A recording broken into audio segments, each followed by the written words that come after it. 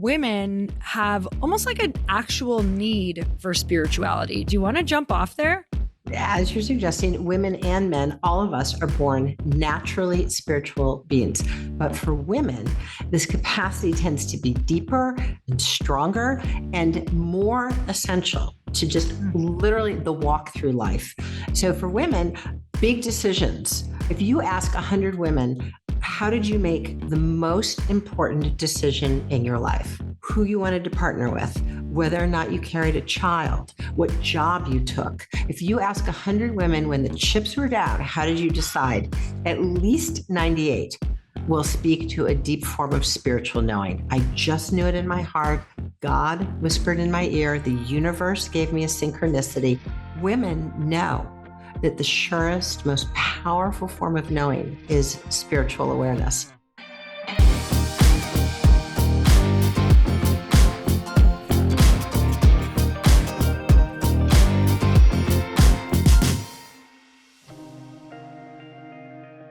Dr. Lisa Miller, thank you so much for coming on the Earn Your Happy podcast. I love what you do for women. I think you are amazing.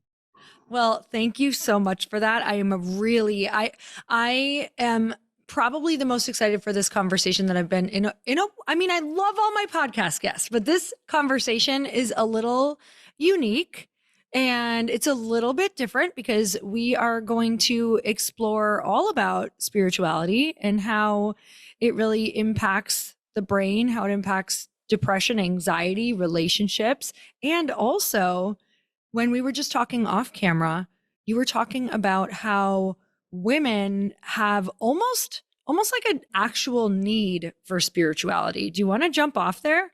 Most important point. So as you're suggesting, women and men, all of us are born naturally spiritual beings. But for women, this capacity tends to be deeper and stronger and more essential to just literally the walk through life. So for women, big decisions. If you ask 100 women, how did you make the most important decision in your life? Who you wanted to partner with, whether or not you carried a child, what job you took. If you ask 100 women when the chips were down, how did you decide? At least 98 will speak to a deep form of spiritual knowing. I just knew it in my heart. God whispered in my ear. The universe gave me a synchronicity. Women know that the surest, most powerful form of knowing is spiritual awareness. Now, unfortunately, women don't always feel authorized to bring that forward.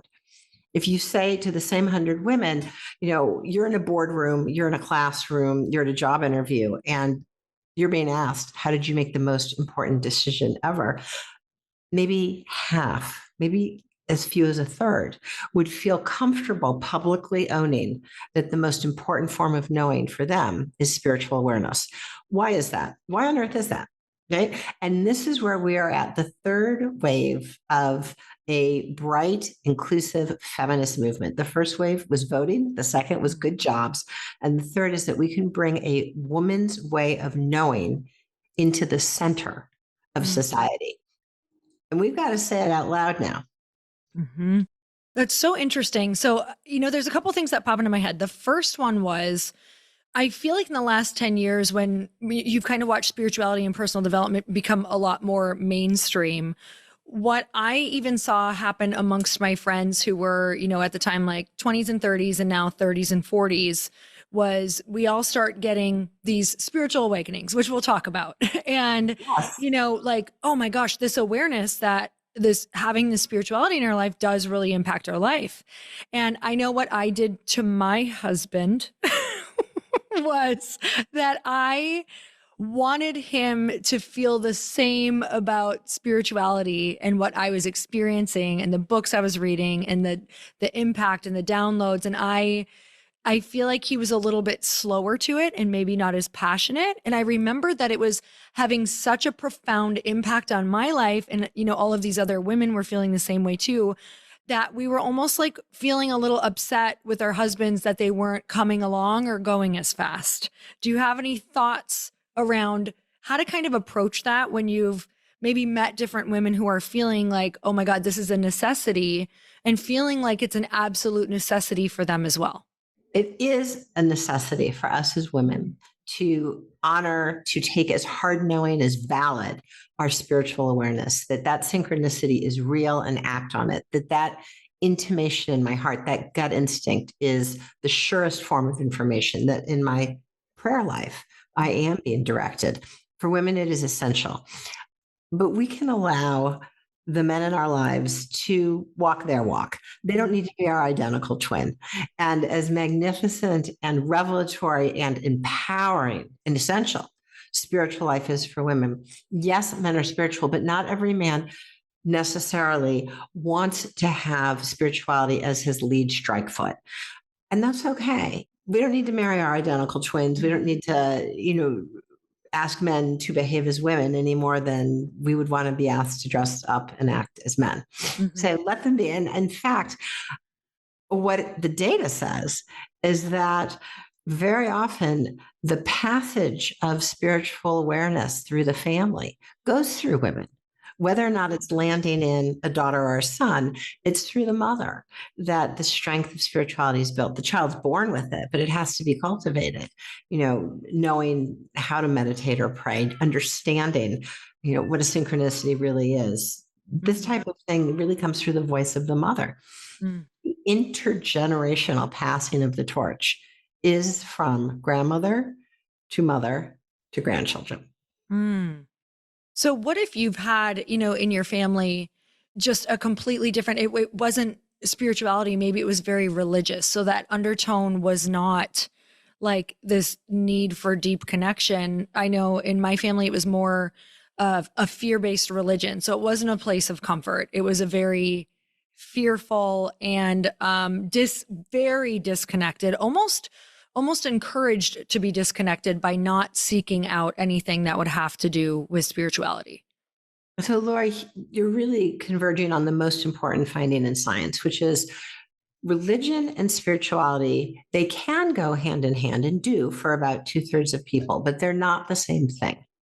Religion are faith traditions. So, whether it's the ceremonies, the texts, the community, religion is a gift of parents and grandparents. It is environmentally transmitted through the lens of science. If you look through what scientists call a twin study. Mm. However, spirituality, the capacity to be in a transcendent relationship that is loving and guiding and never leaves us alone, a transcendent relationship, that capacity in each and every one of us is innate. And in fact, this innate capacity for spiritual awareness has circuits in the brain that are the same for every one of us. So we can strengthen these circuits, Mm. and there's human variability, just as there might be with music or art or math, but we all have the same spiritual brain. 8 billion spiritual brains on earth, which means that nobody is left out. Nobody's not spiritual. It's not a matter of, am I spiritual? It's how do I realize this gift that I've been given to see into life at a deeper level and to feel the love and guidance that's literally there, baked into life. But it's up to us to open our eyes, pay attention, and engage. Mm. So I want all of those answers on how, but I'm going to go back to, I want to go Yes. back to what you had talked about with decision making. So Yes. how, women we're maybe not going to tell people how we came to that decision, or we are going to ignore, what we feel in our gut, or we've just pushed it down for so long that some of us maybe don't feel like we have access to it. So can you tell me a little bit about how to kind of awaken that portion of us, how to trust it, even when we've made the wrong decisions, and sometimes we still will? So, Lori, as women, many of us, I would even say most of us, have at some point been told that that deep inner knowing somehow is not real, Mm. right? Oh, that's just an instinct. That's just a hunch. How do you really know that? What's the data, right? And so many women have felt invalidated for voicing their spiritual awareness that they've stopped even listening. Mm. And we have a choice, every single one of us. We can help ourselves and we can help each other along when we use our spiritual voice. If I tell you, Lori, I just had this deep sense of knowing that I really wanted to talk to you. Mm. Something in me said, I just know, I can feel, I can resonate that she's on a spiritual path. Mhm. That's data. I had this deep sense of knowing. If I were to say, Lori, it was such a synchronicity, just as I was thinking of your podcast, my booker called and said, you know what? They said, yes, they'd love to have a discussion. Right. Okay. Synchronicity, 2 points of confirming data. That says, let's have a conversation. Right now, I know that your podcast is very popular, but I never got on and looked to see how many people listen. That's a data driven point of view. Mhm. I didn't make the decision because I looked to see, the broad range of people who listen or who are sponsoring. I didn't do all that. I just knew in my heart. So women make decisions because we just know in our heart. The Mhm. proof is in the pudding. It pans out over time. Sometimes husbands, to your point, know that their wives or their partners have this deep sense of knowing and will defer to it and honor it, as has traditionally been the case in many societies. So I'll give you an example. I know a couple in which they were carrying a child that the first round of tests identified to be a very high risk child. Mm. The data from the blood work was not promising at all. And so the woman carrying the baby went into the doctor, looked over the numbers, and said, something in my heart just knows this baby is fine. I just know it in my heart. The doctor said, okay, go see next level specialist. Next level specialist. She goes in, the numbers are run again, the numbers are terrible. Mm. The specialist is a woman. And the mother turns to her and says, I just know in my heart this baby's okay. The specialist, very high risk OB, picks up the data, sets it aside, and said, I've told you what the numbers say. I want you to know it's been my experience that when a woman just knows in her heart that the child is okay, no matter what the numbers say, the child has been okay. And Mm. it's been my experience that no matter what the numbers say, how good they might be, when she knows in her heart something's wrong, often something's wrong. Mm. Okay, that OB made a choice. She could have stopped the meeting at the data, but she went on to validate that woman's inner sense of knowing. Okay, months later, the baby's born, the baby's healthy. Mm. Had they listened to the data alone, they would not have made the best decision. So, this is something that women need to honor. Your knowing is very powerful.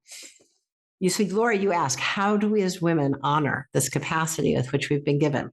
3 steps. Listen, Mm. that tiny whisper of a hunch, that synchronicity, that little gut instinct or flicker in your prayer life. Listen. Mm. 2, take it as real. Honor it. Think about the times when you have listened to direct knowing. And has that panned out? Has that Mhm. ever really steered you wrong? True, certain, direct knowing? And then 3, right? Listen, take it as real, act on it. It's very easy to say, I had the most incredible synchronicity, or I just knew this was true, and then do nothing about it. Mhm. Act on it. And when we develop the practice of listen, it's real, act on it, it becomes easier and easier and a go to way of acting. That's the first thing that women need to know. Listen and trust yourself. You're extraordinary. You are an Mm. extraordinary, amazing knower. The second thing for women is to practice transcendent awareness, to practice the connection to your higher power. For Mm. some women, that's a walk in nature and feeling how they're guided as they walk along the beach, as they walk through the forest. For some women, it's in prayer or meditation that they feel a presence, they feel loved and held, they feel guided. And then for some women, there are spiritual visualizations, just in the language of life, that can foster the transcendent relationship. Do you want to try one? Sure. Let's do it. Beautiful. Okay, Leah, I invite you to just take a moment, take a breath, clear out your inner space, and now take 5 breaths to open up your inner chamber.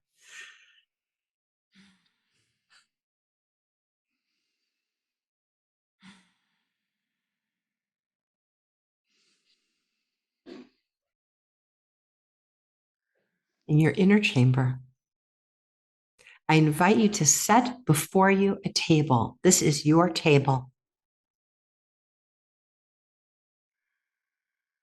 And to your table, you may invite anyone, living or deceased, who truly has your best interest in mind. Anyone living or deceased who truly has your best interest in mind. And with them all sitting there, ask them if they love you. Ask them if they love you.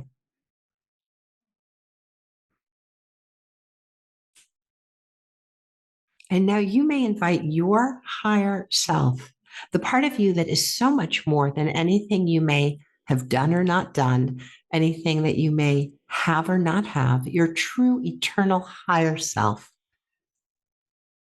and ask you if you love you.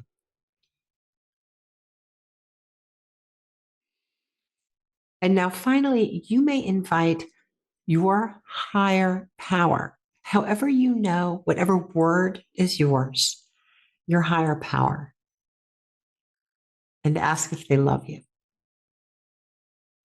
And now, with all those people sitting here right now, what do they need to tell you now? What do they need to share?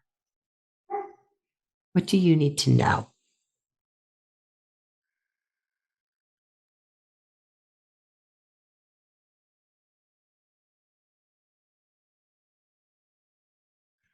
And when you're ready, I invite you back.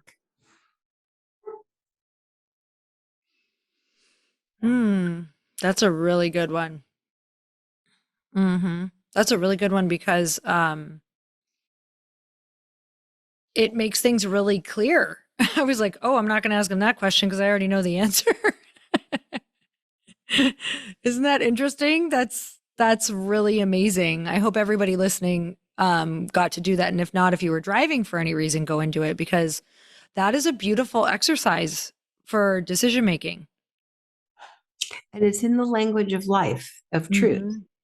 Mm-hmm. Mm, So, those who truly have our best interest in mind, our higher self and our higher power, these are all sacred relationships. These are all real relationships. mm, And mm-hmm, we are built in our heart and in our deep knowing, our mind, our soul, to feel and know the guidance mm-hmm, in our deep sacred relationships, these transcendent relationships. And everyone at your table is always there, mm-hmm, always, whether or not at that moment we happen to be attending to the sacred relationships in our lives. They walk with us. And who shows up can change mm-hmm. depending on where we are in our journey. Yeah, I was just going to say, even if this was like 3 years ago, I think the table would have looked very different. Wow. Um, just uh, because actually in the last couple years, well, 3 years, I've made it like such an intention of deepening certain relationships. Wow.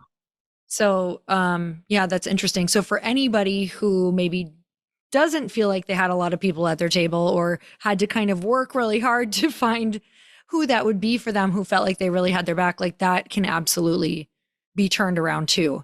So I Oh, think Lori, that's such an important point. This is an opening. This is not some type of statement of my life, how well I've done or a fait accompli. This is mhm, an opening. And if there's no one in one of those chairs, or I'm not quite sure who would be there, that's an invitation then to cultivate the deep love and unconditional care that puts yeah. someone at the table. Yeah, so for, female relationships, especially as you're older and so many people that I have met on my journey that I've probably attracted because we had similar backgrounds, they're transitioning from friend groups a lot of times. And maybe they find that they are not fitting into that initial friend group that they used to have, whether it's because they're now into spirituality or they're now an entrepreneur or now their beliefs don't align with maybe where their friends were. What would you say for trying to attract just those aligned people instead of like chase people who maybe they think are in a certain group? Do you have an exercise or any thoughts around what it looks like to really attract the people that you'd want to deepen that relationship with to have at that table? Yes. Lori, that's so important. The table can let us know how truly loving and real our relationships are. So I'll give Mhm. you an example. There was a very well known clothes designer who did this exercise. And after this person did the exercise, the comment was, wow, the only person at my table was my mother. Wow. I am surrounded by people all day fawning on me, and nobody showed up at my table. Oh, My mother. oh my gosh. Yeah. And then the person said, this is an opening about what I have to do to have meaningful relationships in my life. Mm. Mm-hmm. So that is not some sort of diagnostic. No one wins or loses because of who shows up at their table. This is a beginning in our own, we are the captains of our ship. We are the ones on this precious journey. And when things go wrong, we're not off the spiritual path. We're on it. That Mm. discomfort, that frustration, that disappointment that no one's in chair number one, we're on the spiritual path. And that's saying, what a gift in this inspired way to see that I have chairs to fill. Mm.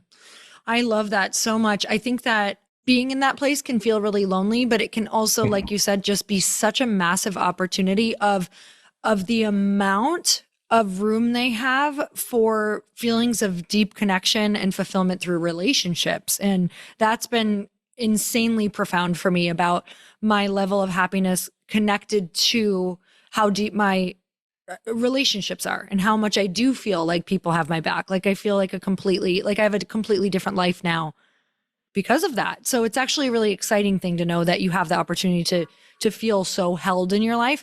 And like I said, it doesn't take that long. Sometimes it can just be a 1 to 3 year thing and you can have that whole table full, you know? Lori, that's so beautiful. You did it. What Mhm. did you do so that you in your heart were connecting authentically with someone who would really be at your table? I had a massive realization that, if I would stop pursuing certain people that I wanted to be friends with, that they wouldn't be pursuing me. And so I had a moment of, oh, I'm chasing, they're not chasing me. Like nobody's wanting me. So I had the moment of, I only want to be with people who want me to, like who feel Beautiful. that like desire to want to be my friend. And so what ended up Beautiful. happening is I think in the, when you're trying to build your career, there's so much around networking and being in the right spaces. And I'm just going to be so real, like perception of being with the right people. And you can get very mixed up in your head of the difference between a transactional friend and who can, help build the career rather than someone who really is going to be in your life and has your back your whole life. So what I Beautiful. started doing was when I was in these different rooms of aligned people. So maybe they were entrepreneurs, whether it was early entrepreneurs or they were ahead of me or way behind me. I just started to notice how I felt around people and Mhm. what kind of like role they were playing in my life. So maybe someone was way behind me in business, but I really valued who they were in their relationships or maybe their fitness level. Like they had something that I really enjoyed and loved, and I could allow them to fill that role and not have to check off all of the traits and desires that I wanted in this perfect human and friend because that doesn't exist. So I really leaned into going, how do I feel around you? That was number one. I have to feel free, myself, not judged. Like the weirdest version of me needs to be able to come out to really start letting them in. And then when I noticed that, I would take big leaps of faith and invite them like to our lake house for a weekend and be like, well, I'm either all in or I'm all out by the end of this weekend. But I will tell you, like you said, Lisa, with trusting your gut, one did not go wrong because I did not invite anyone there who didn't make me feel good. So you listen to your heart, you listen to your deep inner knowing. What I love about your story, Lori, is that so often in our society, relationships are relentlessly transactional. Now, Mm. there's nothing wrong with a business deal and a gracious, polite business deal. We're aware that we're doing a transaction in that moment, but that is not a deep, abiding friendship that lands at the Mhm. table. And what I feel is so important is to know the difference between what you described, this chronic transactional nature of our society, Mhm. what I call really our achieving awareness. What is the business we have at hand? Could I set up with this person strategically, tactically? That's all fine and good. That's business, but that is only one side of Mm. our lives, our achieving brain. Equally, in fact, I'd say, as you put it so beautifully, more important is our awakened brain. Mm. And our awakened brain is less about tactics and strategy and much more about what is life showing me now? Mm. What is being revealed to me now? What is God or my higher power, the universe, pointing to right now. And our awakened awareness doesn't get things, it reveals the deepest, most profound part of our lives. And then we can send the achiever after it. But we awakened awareness needs to drive our lives. In other words, the heart sets true north, Mm. and then the hand can accomplish. Mm. The hand shouldn't set to true north. If the hand, what do I want and how am I going to get it and why didn't I get it? If the hand, has more power than the heart, then everything's about, well, competition and she has more than me and I feel so little compared to her. And, it's so empty and it's so striving and it Mm. hurts. It feels horrible and it's depressing and it's anxious. And all we have to do, any one of us, is flip the switch to what you said and say, hey, what is life showing me now? What is my heart showing me now? I really love hanging out with her. Mhm. She makes me laugh. I ask the question, do you love my soul? Mm. And Mm. boy, how I sure love your soul. Mhm. So if you changed in your physical bio bodysuit, and if you lost or gained Mm. everything, would I still look right into your eyes and just adore your soul? Mm. That's such a good that's a great question for us to ask. I mean, just going down our friend list of like, oh, that's going to bring a major awareness of like, oh, and there were times in my life where I'd go, maybe I'm actually like coming from kind of not a super clean, intentional place, and that's probably not going to work out well for the relationship in the long run, you know? And it's a two-way street. Yeah. Do you love her soul, and is she able to see your soul? Yeah. Yeah, and sometimes I'm not sure, and it takes a little time, Yep. and sometimes it grows. It can start as perhaps, there's many people, we met in a group, we were all out together and we're just getting to know each other. But the bottom line is, in time, does this person really love my soul? If I lost all my money, Yes. if I was hit by a bus and looked very different, would she love me? Would she show up? Would she have coffee? Would she laugh? Would she really want to be with me? And hey, honestly, would I? Mm-hmm. Yeah, those are such good questions. And yeah, I'm like going through my friends. I'm like, okay, that feels so good at this point to be able to answer that because of how they were formed. So yeah, so grateful And for that's a that. choice and a practice. Mm-hmm. So, Lori, I call what you're doing relational spirituality, Mm. a connection between two souls on earth. Mm. And it can be with our partner, it can be with a good girlfriend, a woman friend, it can be with anyone. It Mm-hmm. can be even with someone at work. Mm. I mean, Mm-hmm. even if someone hires or fires me at work, it can be done with relational spirituality. They're treating me as a soul on earth. Mm. Sometimes at work, someone can come at us in a way that is not soul on earth. And the question is, how do we hold that deep seat of intention and of sacred connection? We as women are like a fountain, a Mm. source. We can allow pass through us like a vessel, the sacred presence, even when everyone around us isn't acting that way. So for you, when you are, how do you relate that? Is there things that you do when it's even relationships that you're going to get in business wise? Is there something Mhm. that you kind of sit back and do questions that you ask yourself? Yes. So before I maybe make a business arrangement, before I sign on for a project, before I shape a project, for me, my practice is prayer. Mm. For me, in the language that's mine, and everyone has their own beautiful sacred language. For me, I breathe, I go into nature to help awaken. And for me, I say, loving God, source of all life, please align me that I might be you, like as we are all like raised from the sun, Mm-hmm. emanations of God, right? That I might be of you, that I might see you. So in this work that we do together in our precious short lives, that I might be you, that I might see you, that I might act you. Mm. And then I say, loving God, source of all life, please open my heart that I might serve you in love. Mm. And that's before anything. So Mm. it's before seeing my kids, it's before signing a contract, it's before shaping a project, because you know this as someone who makes a big impact on our culture. The way you shape your podcast affects thousands of people's lives. So it is a sacred moment to welcome in the source of life and figure out, see who Mm. and how you are directed. Mm. I love just the intentionality that brings back because, man, there are so many times where, we're always jumping from like project to project to project or person to person. And it's easy to be so caught in the thing that we were doing before, or, in one day, there's 10 bad things and there's 20 good things, whatever. Or for some people, that's reversed. And it's really easy to carry the energy of that thing where that prayer Yes. kind of just starts that clearing and puts your feet there and brings you back to the intention of what you're doing. Because a lot of us and a lot of people listening, if they're listening to this podcast, probably have some form of calling or get to impact people in some way, if that's super small or very big.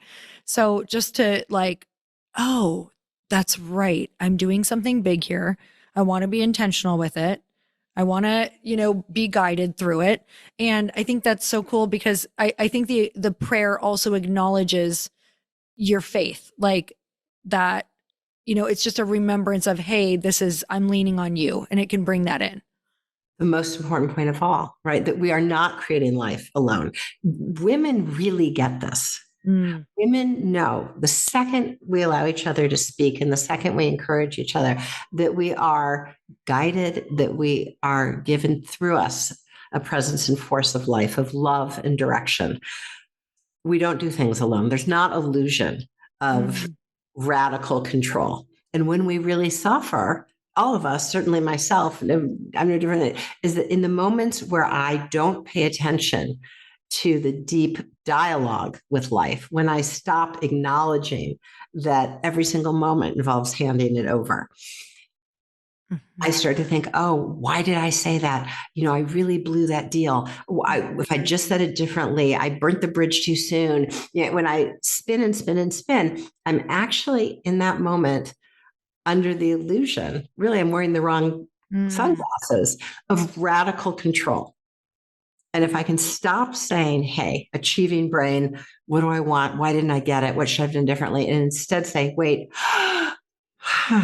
mm, loving God, source of life, show me what you ask of me now. How can I serve you? Not what am I going to get, but how can I serve you? And what do you want of me? mm, Then something that I hadn't planned on that's much more interesting comes around the corner. And mhm, there's so many times I haven't gotten what I wanted, and what did unfold was so much more magnificent. It wasn't necessarily more money or a bigger thing. It was extraordinary. mm, It mhm, was like a high pixel life. mm.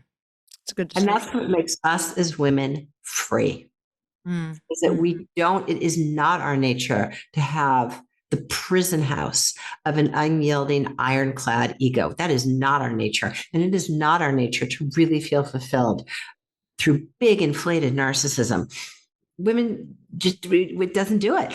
It's the richness and the vitality and the love and the beauty of life, and it comes through friendship, and it comes through building things of great purpose. And of course we want to make money. It's not that there's no difference between the prosperity that comes through love and abundance and the prosperity that is shown in the abundance that can materialize as money.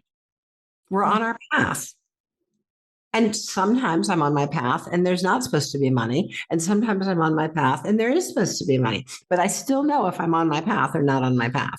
mm. So, from your opinion and everything that you've, researched and done and your personal experience, can you tell me the correlation that you feel of spirituality to money or Mhm. abundance?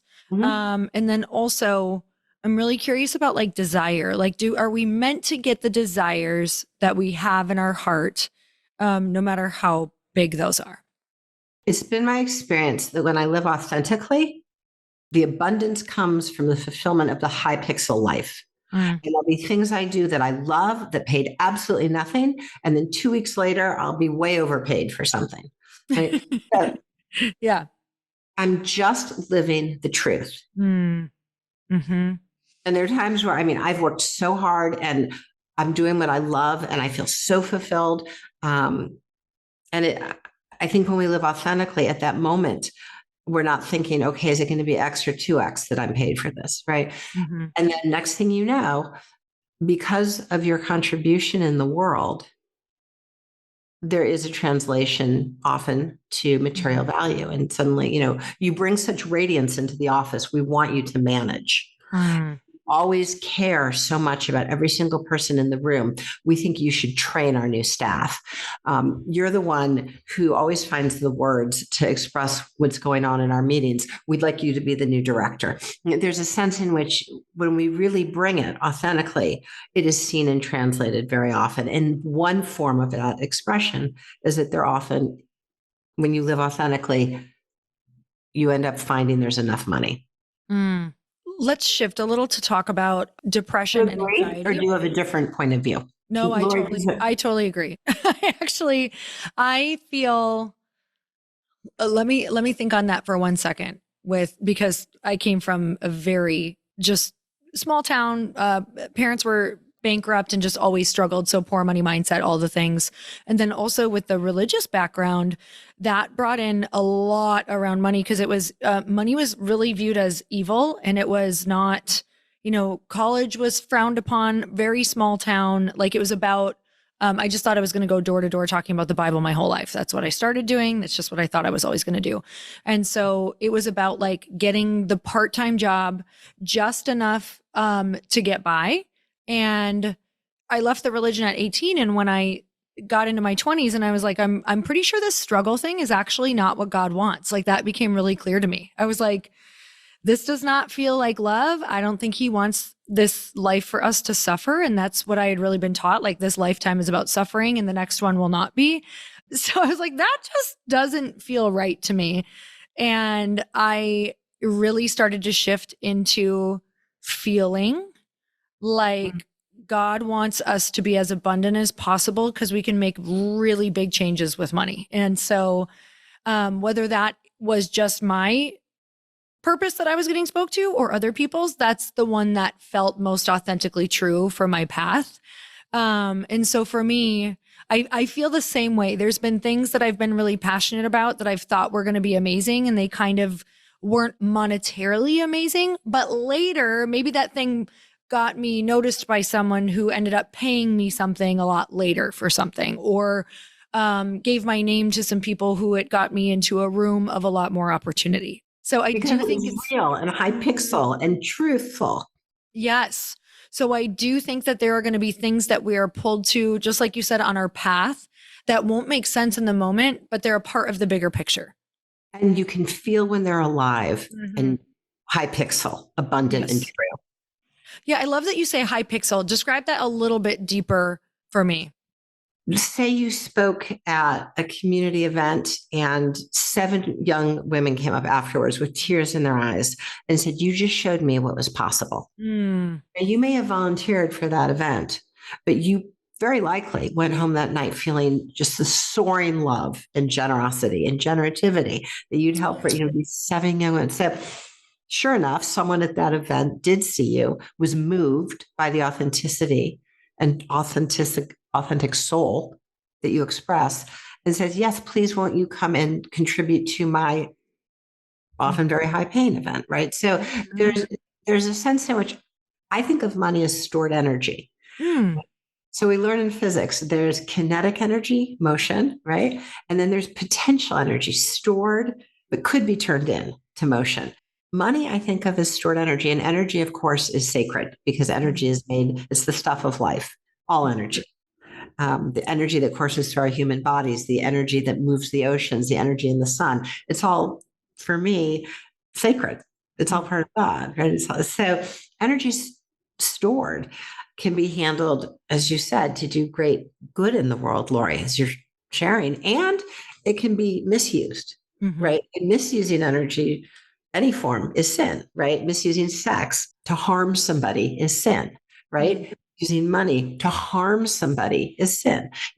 And so a flower is an expression of energy. Money is an expression of energy. But what do Mhm. you do with the flower and what do you do with the money? That was really beautiful for me, even in decision making.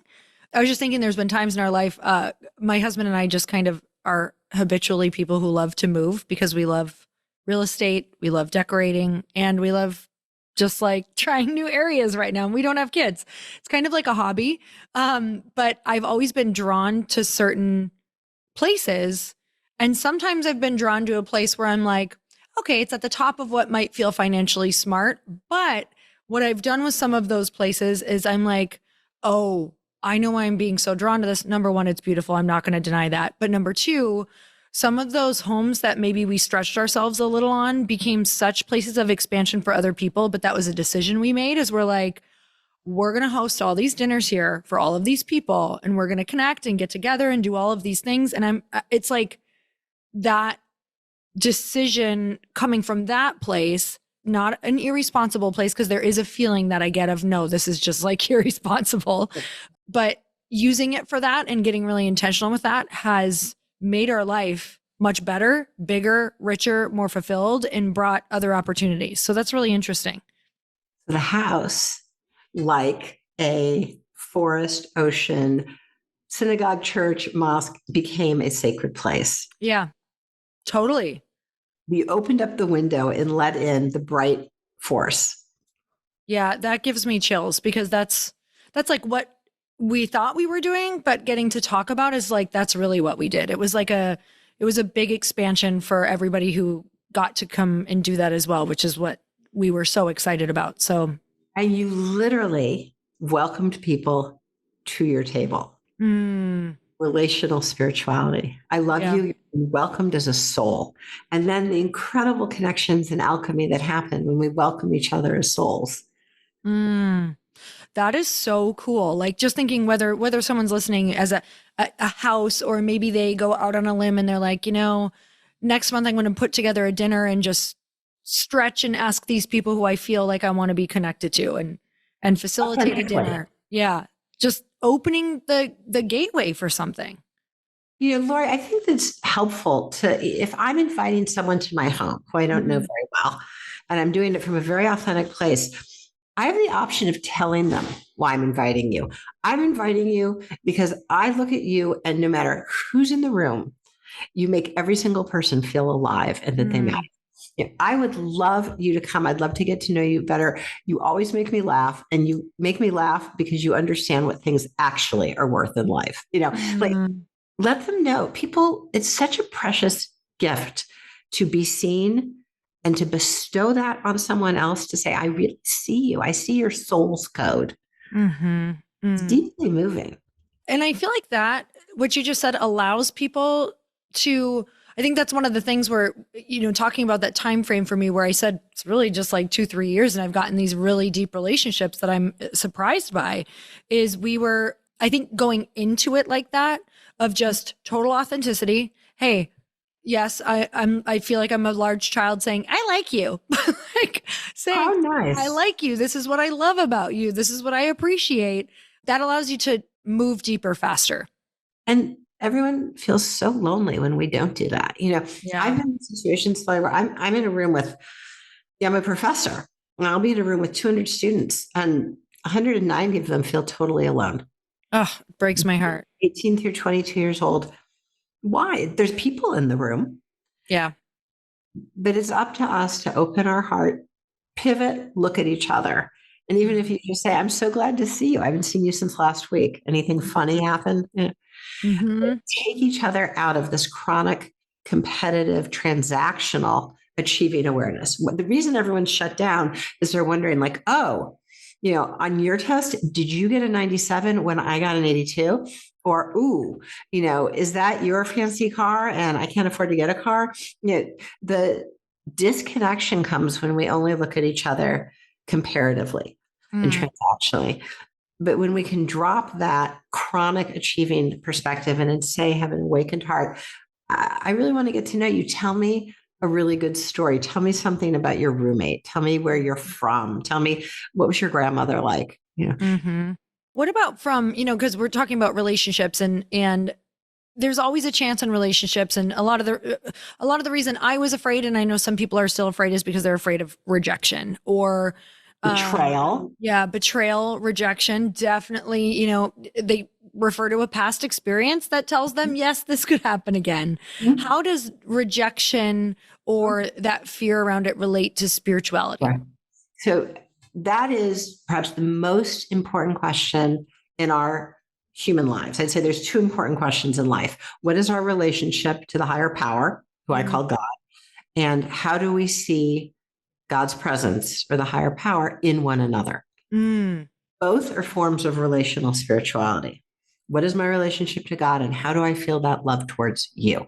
Human to human, the best opportunity, in my view, we have in our lives is to love all in, even if it doesn't come back, mm, because it is a godly love. It is a spiritual love. So I love you, whether or not you decide you don't love me back. I don't feel ashamed. I don't feel diminished. I don't feel mm, put down because I have a godly, a spiritual love for you. Right. mm, What that means, I mean, I don't make myself into a doormat. I don't let you mistreat me. I mean, my goodness, no way, pushback. But what it does is it makes me not vulnerable anymore. mm, If mhm, someone betrays me, I say, wow, that is heartbreaking.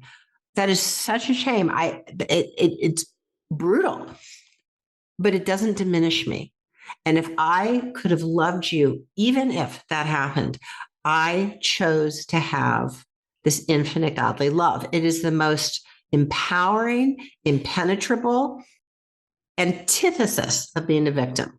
mm, mhm, Again, I don't doormat myself. I don't let someone screw me over twice. I keep someone at arm's length who I don't trust. I mean, I'm not a moron. But the point is that in my deep seat of being, I'm willing to love even when things don't or didn't go well. And I'm willing to love again mm, because it is not just about me and him or me and that person over there. It is a choice to love people as extensions of God. mm. It's a beautiful way to look at it because you're also not going to go back.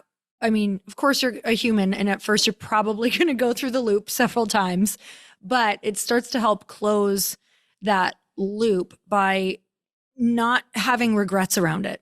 Like looking more for how it benefited you and why it was a beautiful lesson and how you can be proud of yourself for the fact that you have that type of love that someone's going to really appreciate when you get to direct it towards them as well, because we can get caught in those loops and talking about relationships and that it's like without these relationships and being willing to try again, I held so much anxiety when I was more of a solo bird. Like, I always had my husband who was amazing, but I didn't have those like really deep friendships. I had an insane connection with him, but I feel like we need a lot of, not a ton of relationships in our life, but we need a few really amazing, deep relationships in our life. And without those, I experienced such massive anxiety because I probably wasn't able to talk through things and have a connection or feel fulfilled or purposeful in life.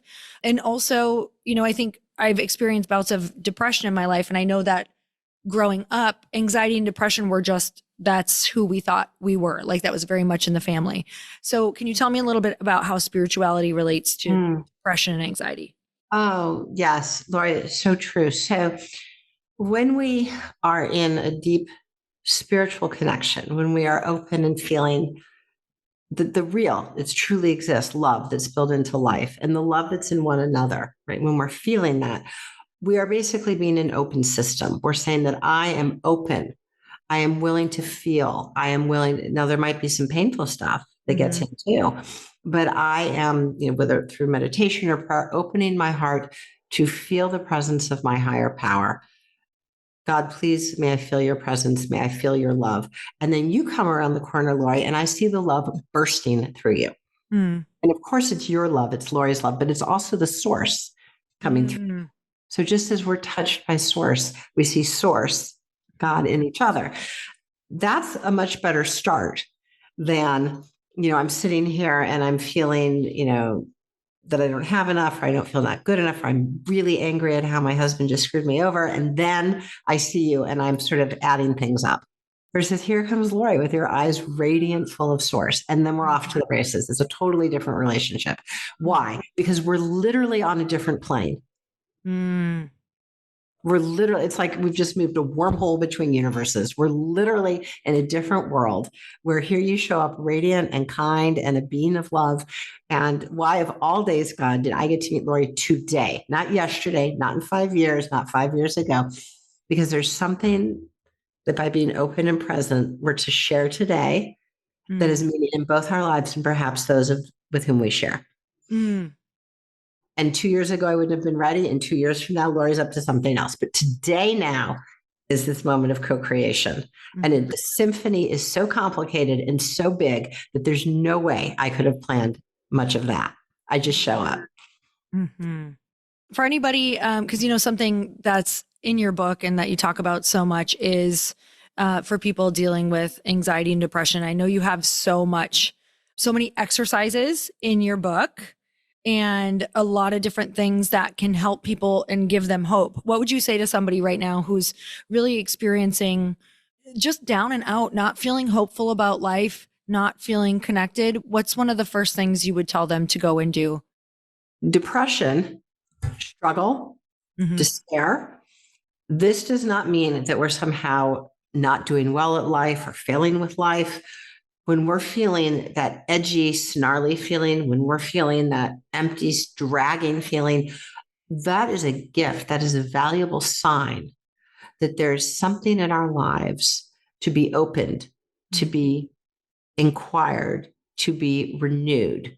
Right. So that does not mean there's something wrong with me when I'm depressed. That doesn't mean that I've done something wrong. It certainly doesn't mean I'm off the spiritual path. It means I'm on the spiritual path and I am being told something. If there's an emptiness, what's going to fill that? If Mm-hmm. there's rage, what's going to lead to forgiveness and renewal? I don't need to push away those bad feelings. And I'm not against medication, but medication alone doesn't solve the question Mm, of gift we're being given. Depression's a knock at the door mm, to opening a whole new landscape in our lives, a whole new chapter. So, what's on the other side of depression is a life that we don't even know what it looks like yet, but it's so much better for us because we paid attention to what was absent, to what was hurting, to what was the source of anger. And very often, once we get it, I have anger at this transgression, whether it was from my spouse or my partner or my friend. I have emptiness because I don't feel good about myself. mm, We can hand that over. Once we know what's wrong and empty, we can hand that over. In fact, we are built in our brain, Lori, we are literally built with circuits in our brain to hand it over and receive sacred transcendent guidance. mm. So we're not meant to carry it on our own. Oh, no, no, no. We are built from the day we're born to be in a sustained relationship with our higher power, to be in a Mm, transcendent connection. That's how we're built. And then we wait till we bottom out in AA or NA and say, oh, I've got to hand it over. But we mm, were built from every moment of our lives to be in this ongoing relationship. We don't drive the bus. It is absolutely, the bus we drive isn't going anywhere we'd want to go. We need to listen to the guidance. mm, hmm. Oh man, you just bring me back to just moments where, those breakdowns are that huge opportunity of like, whoa, there's got to be something else. And all of a sudden, the realization of where there is something else. And I think it's always come at a rock bottom or Mhm. a breakdown moment where I'm like, I can't carry this by myself. What on earth do I do? And somehow your brain is like, somehow, because we are wired this way, which says Yes, so much about those moments where my brain has been like, well, why don't you try handing it over? Or here you go, God. Like I'll say things like that out loud. I'm yes, like, yes. I'm done, God. Here you go. Like take it because I can't do it anymore.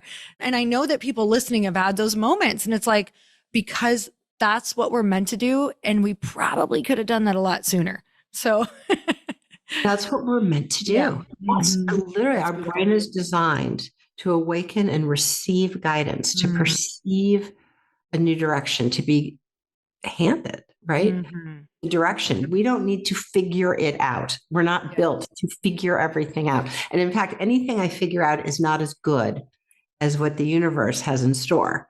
Mm, I would that's take so God's true. guidance any day over my little plans. Yeah, I could not agree more. You guys, if that's the one thing we leave you with, like trust because it's so much better than anything that you have plans for. So, I'm so grateful for you. This was such a fun Oh, conversation. Lori, it's wonderful. It's so wonderful. I'll cherish this. Thank you. Oh, I loved it so much. I'm like, okay, I'm gonna look forward to a part two sometime. Well, thank Love you so to. much. And you guys, the book is I literally cannot wait to read through the whole book because I know what's in it. And for all of you who, if you found this conversation intriguing, it's just the tip of the iceberg around what you teach around and the tools that you give. Because I don't know how everyone else is feeling, but I have a feeling they're feeling, that's a lot of saying feelings, feeling the same way as me. And that is that I'm ready to not do it alone, and I'm ready to tap in more, ready to tap in even more because And as women, you have that Mhm. extra gift. You Yes. have given a huge blessing, which is you are more capable to awaken Mhm. and feel and know God's guidance. That is so awesome. You guys, I am putting the link to her book, The Awakened Brain, below. We're also going to put the link to her Instagram handle so you guys can follow because she does a lot of quick little tips and just different, things that you can learn on there all about this, all about everything that we chatted about. And again, Dr. Lisa, I'm so grateful for you. Thank you so much for coming on. Loved it, Lori. Thank you so much. And you guys, until next time, earn your happy. Bye, everyone.